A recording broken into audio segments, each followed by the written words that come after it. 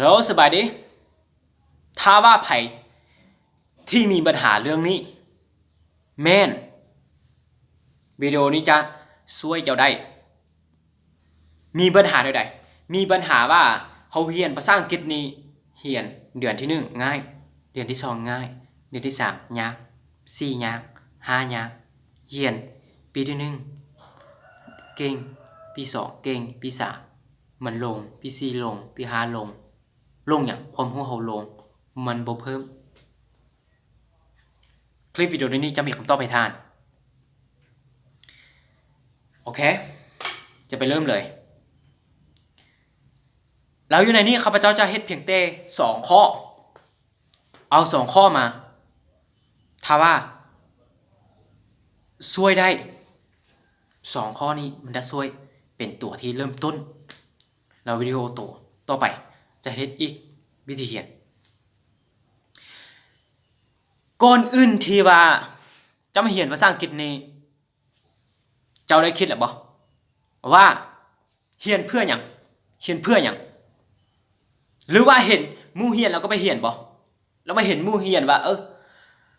เขาเจ้าเรียนภาษาอังกฤษเขาว่าม่วนแท้โอ้ไปเรียนกับเขาเจ้านะไปเรียนกับเขาเจ้าเลยคิดแบบนี้บ่หรือว่าเห็น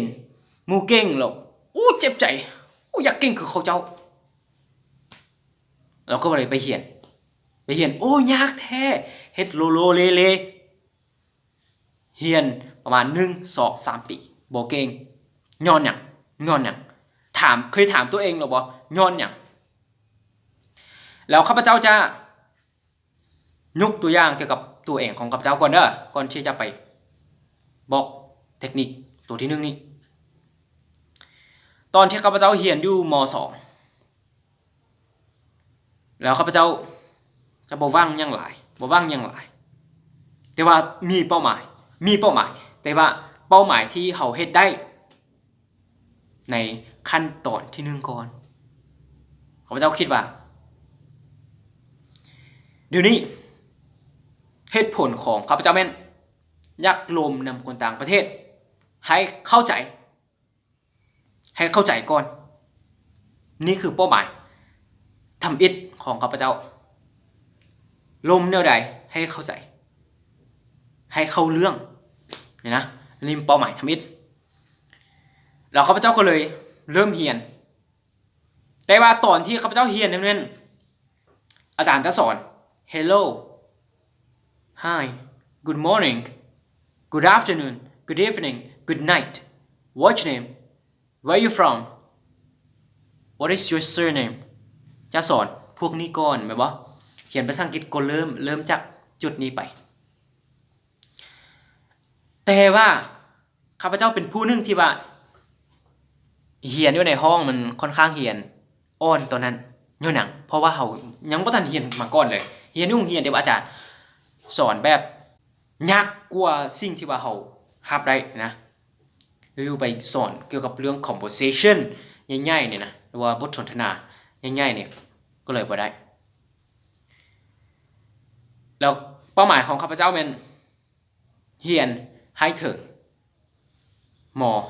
.7 แล้วให้ลมนำคนต่างประเทศสบายนี่คือเป้าหมายที่1แล้วข้าพเจ้าก็ตั้งใจเรียนแต่ว่าบ่แม่นว่าเรียนแบบลิ้นๆเด้อถ้าเรียนแบบลิ้นๆบ่ได้เรียนแบบว่ามื้อนี้เรียนมื้ออื่นบ่เรียนมื้อต่อไปเรียนบ่ได้รับประกันว่าบ่ได้ข้าพเจ้าก็เลยฮอดม.2 ตั้งใจเรียนม.3 มีปัญหาอีกแล้วในเวลานั้นเขาเจ้านิยมเลขแม่นบ่คณิตศาสตร์เขาเจ้านิยมหลายในตอนนั้นแล้วข้าพเจ้าก็เลยหั่นปะภาษาอังกฤษไว้ไปเรียนเลขข้าพเจ้าได้ไปเรียนประมาณ3 เดือนภาษาอังกฤษหมดไปบ่ได้หยังหมดไปละในสิ่งที่ข้าพเจ้าเคยเรียนมาก่อนนี้มันหมดไปแบบบ่มีความหมายแล้วหมู่ที่เรียนอยู่ในห้องนะผู้ที่เขาเจ้าอ้อนกว่าข้าพเจ้านะเขาเจ้าก็ยังได้เพราะเขาเจ้าเขียนคำศัพท์ว่า thank you อยู่ในกระดาษ เขาเจ้ายังงงโอ้เอ้าเป็นยังไงวะเขาเจ้าว่า thank you อ่ะเพื่อนเราอ่ะโอ้นั่น thank you ได้เขียนแบบนั้นที่ว่าอ่าน thank you โอ้เจ็บใจที่สุดย้อนหนังเพราะว่าเขาเคยเป็นผู้ได้แต่ว่าตอนนี้บ่ได้แล้วมันบอกเรากลับมาถึงเดือน2ครับเจ้าก็เลยป้าเลขป้าคณิตศาสตร์กลับมาเรียนภาษาอังกฤษอยู่ในม.3ตั้งใจเรียนแต่ว่าก็คือเศรษฐกิจของครอบครัวก็เลยขาดตอนพักแล้งแม่นจะไปเฮ็ดให้เฮ็ดนาช่วยพ่อแม่จะได้อยู่เรียนเพิ่มนะแล้วก็เลยเฮ็ดให้เราลืมอีกเรากลับมาม.4ตั้งใจเรียนเราก็พระเจ้าตั้งใจเรียน3 เดือนเราก็รวมนำต่างประเทศได้เพราะว่าตอนนั้นมีต่างประเทศเขาเจ้ามาในเมืองเด้เราก็รวมนำต่างประเทศได้3 เดือนแต่ว่าต้องตั้งใจแต่ว่าหมดม.4นั้นพักแรงไปเรียนอีกเราตอนที่ไปเรียนพักแรงนั้นได้เร่งหลายแล้วก็เลยเฮ็ดให้เพิ่มไวแล้วตอนที่เรียนม.5เรียนเพิ่มม.6ข้าพเจ้าสอนม.7สอนเราก็เลยมาเรียนมหาลัยตอนนี้แต่ว่าก็ยังฝึกอยู่ตลอดเลยบ่แม่นว่าป้าทีมไป no ถ้าว่าป้าทีมไปมันสิ่งใดสิ่งหนึ่งที่ว่าเฮาป้ามันไปถึงว่าเฮาจะถนัดมันแต่ว่าต้องลืมพอเดี๋ยวนี้ถนัดที่ว่าโดนไปอาจจะบ่ได้แม่นบ่แม่นเทคนิคที่1และหลักก็คือย้อนหยังจึงเรียนย้อนหยังต้องมีเป้าหมายถ้าว่าบ่มีเป้าหมายยังเลยนะเห็นหมู่ไปเรียนเราก็เลยโอ้ถามเขาเจ้าว่าพวกเจ้าเรียนอยู่ไสไปเลยอย่างน้อยต้องมีเป้าหมายว่าเรียนเพื่อให้คะแนนอยู่ในโรงเรียนนี้บ่ให้ตกเด้อหรือว่าอยากรวมนำกับต่างประเทศให้เป็นอันนี้คือข้อ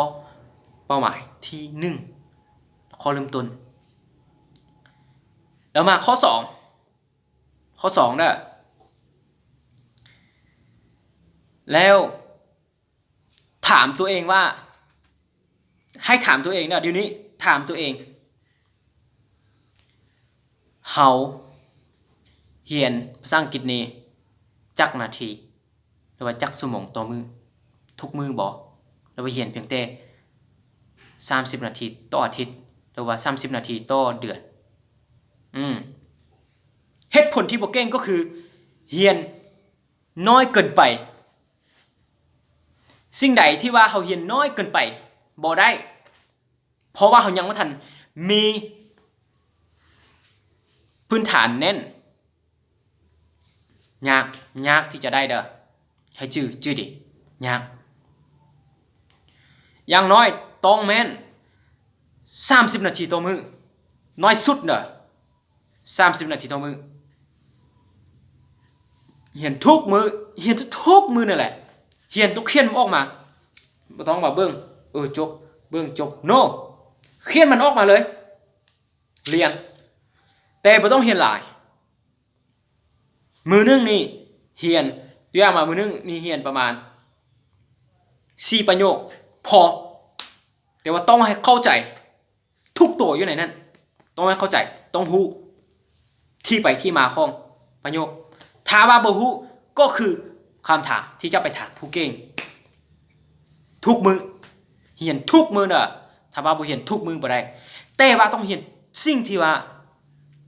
มันถึกใช้อยู่ในชีวิตประจำวันเฮาจึงได้พอเรียนแล้วใช้เรียนแล้วใช้แม่นบ่ข้อนี้ก็คือข้อที่2ลองถามตัวเองนี่จะมี2แม่นบ่แต่ว่าข้าพเจ้าจะให้โบนัสตัวนึงให้สำหรับคนชนเผ่าคือข้าพเจ้านี่แหละข้าพเจ้าเป็นคนชนเผ่ามง กูยังมองอ่ะกูยังมองแล้วไผ่ที่ว่าเป็นคนชนเผ่าเนี่ยนะและยังอยู่ประเทศลาวอีกบ่ต้องกระโดดข้ามบ่ได้บ่มีมือไปจะเก่งได้เด้อยากที่จะเก่งได้ยากเด้อบ่แม่นว่าภาษาลาวเขาบ่เก่งติว่าบ่เกี่ยวมันเอาอังกฤษเลยเอาอังกฤษเลย no ถ้าว่าเจ้าอยู่ประเทศลาวบ่มีวันที่ว่าจะเก่งได้ยากที่จะเก่งได้ยากชุดเด้อบ่แม่นง่ายย้อนหยังภาษาลาวจึงช่วยได้เพราะว่าภาษาลาวเป็นภาษาที่สองแม่นบ่ภาษาที่1ก็คือมงภาษาที่2ภาษาลาวถ้าว่าเฮาเก่งภาษาที่2นี่นะจะข้ามไปภาษาที่3จึงได้เด้บ่แม่นง่ายเด้ภาษาที่2บ่ได้ไปภาษาที่3ยากและภาษาลาวกับภาษาอังกฤษนี่นะไวยากรณ์มันคือกันบ่ตั้งหยังเลยคือกันเกี่ยวกับ noun adjective หรือว่าคำคุณนามแบบบ่คำนามนั้นหน้าที่มันคือกันต้องไปเบิ่งภาษาลาวงั้นโอ้เข้าใจคำแทนนามคอยเจ้าพวกเขาคือกันภาษาอังกฤษมันคือกันและเกี่ยวกับการออกเสียงคือตัว D มันจะออกตัวดอใช่ปะดอเด็ก L มันจะออกตัวรอใช่ปะเป็น long ตัวรอนะเราไม่ต้องกระโดดข้ามเด้อข้าพเจ้าบ่เคยกระโดดข้ามข้าพเจ้าจะต้นทำอิฐนี้นะมีอาจารย์หลายคนเขาจะว่าภาษาอังกฤษอยู่ถึงนี้เราเขียนภาษาเราเลยไม่ต้องเขียนตัวอ่าน no บ่มีมือจะเก่งได้ย้อนหยังเฮาอ่านบ่ได้สิเก่งได้แนวใดบ่ต้องเฮ็ดแบบนั้นหาเขียนตัวภาษาอังกฤษอยู่ถึงเขียนตัวอ่านคำศัพท์ตัวนั้นอ่านแนวใดเขียนมา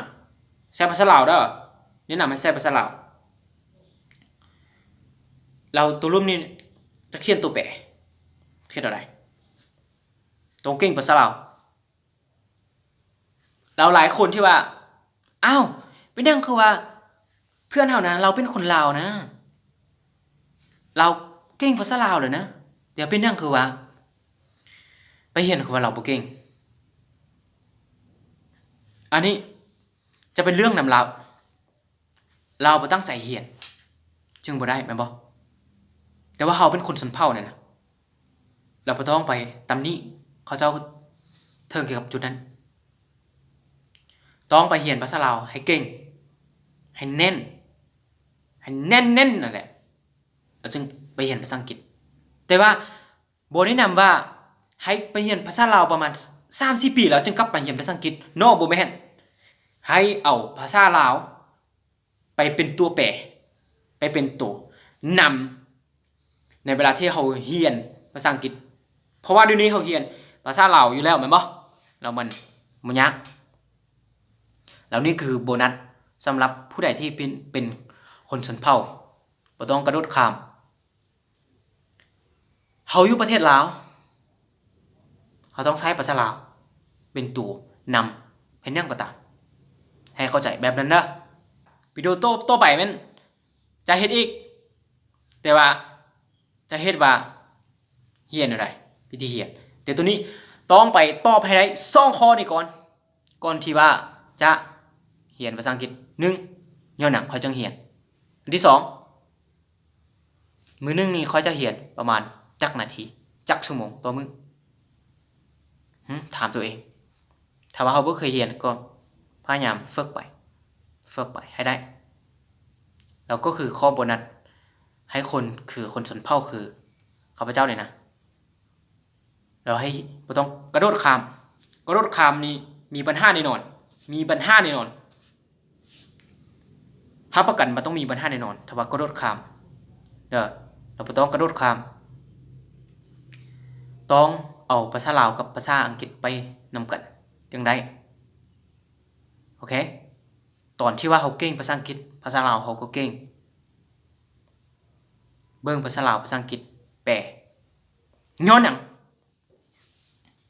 งข้าพเจ้าจึงเว้ากับจุดนี้หลายแท้เพราะว่าตอนที่ว่าเขาเฮ็ดเวียกแม่นบ่เขาเว้าภาษาลาวเด้บ่แม่นเว้าภาษามงเด้เขาเว้าภาษาลาวกับภาษาอังกฤษไปนำกันอังกฤษลาวอังกฤษบ่แม่นว่าจะเว้าอังกฤษกับมงเท่านั้น